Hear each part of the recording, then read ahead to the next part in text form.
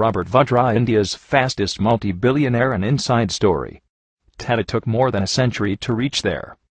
Ambani, even with unlimited political help, took 50 years to become billionaire. But Delhi businessman Robert Vadra took just less than 10 years to become a multi-billionaire.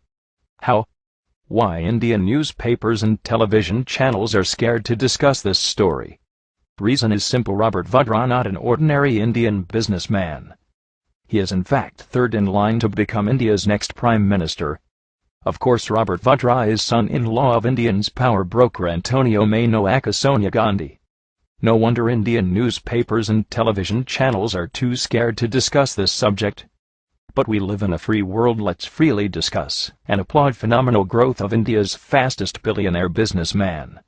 Let's start with background of Robert Vadra from a period before his meeting his golden goose Priyanka. Robert in fact only half Indian. He was born to Rajendra and Maureen Wadhera in 1969. Rajendra Vadra hails from Uttar Pradesh and Maureen Akamikdana of Scottish origin.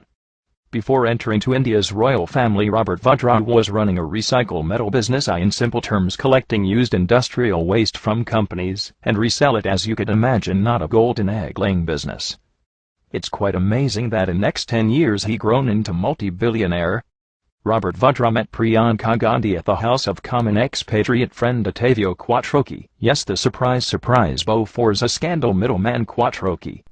Robert Vadra's marriage with Priyanka was in 1997. But it was followed by tragic and suspicious deaths of his brother, sister, and his father in the next decade. He had one brother, Richard Vadra, who was found dead in September 2003 at his Vasant Vihar residence under very suspicious circumstances. His sister Michelle, too, had natural death, died in a car accident in 2001.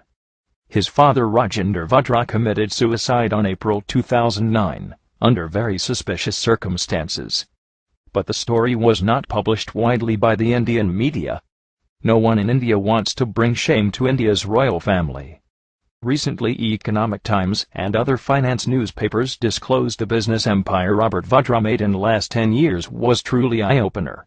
Hotels, planes, bars, antique chains, malls around prime locations in India with help of none other than India's #1 real estate company DLF. Also part ownership in DLF Indian Premier League franchise. Most of independent analysts points these phenomenal growth points only one thing: absolutely and shameful corruption and favoritism to Robert Vadra, being Sonia Gandhi's son-in-law. Also remember, DLF was a major builder for scandalous Commonwealth Games in Delhi. We may not dig too much to find why Indian government protected and very reluctant to take actions against Indian Olympic Association President Suresh Kalmati.